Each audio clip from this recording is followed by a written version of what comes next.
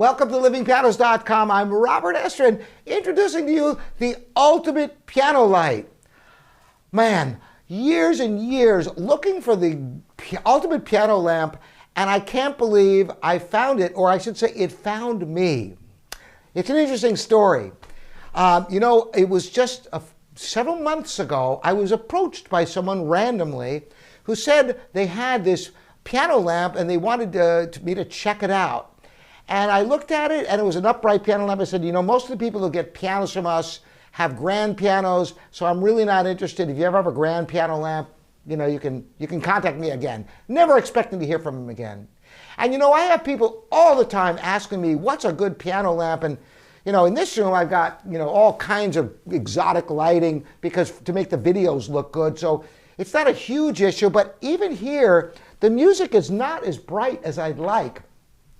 The problem with piano lamps is that they usually don't light the keys, because you can get these clip-on lamps, but they don't come out far enough, so the keys are in shadows. So this lamp he actually came through and sent me 2 lamps. And I have an affiliate link. I want to make no bones about it. I told him that unless I like these lamps, these lights, I'm not even going to review them, because I didn't want to say anything bad about it. It's like, oh, here are these piano lights that aren't good. What use is that video? But I love these things, and I'm using them. And I want to show you what's so great about them and what to look for in a piano light. And if you can find any as good as this, you're really lucky. But if not, go to the description and hit the link, and you can check these out for yourself on Amazon. And they're really reasonable cost. I can't even believe it. So the first thing, let's just start off how this goes on the piano. It's rubber on either sides of this, and you just twist it on, and it stays securely. And then this is a gooseneck, so you can put the light wherever you want it. And most importantly, it goes far enough so that when you turn it on, boom, the keys, you can see the keys are lit.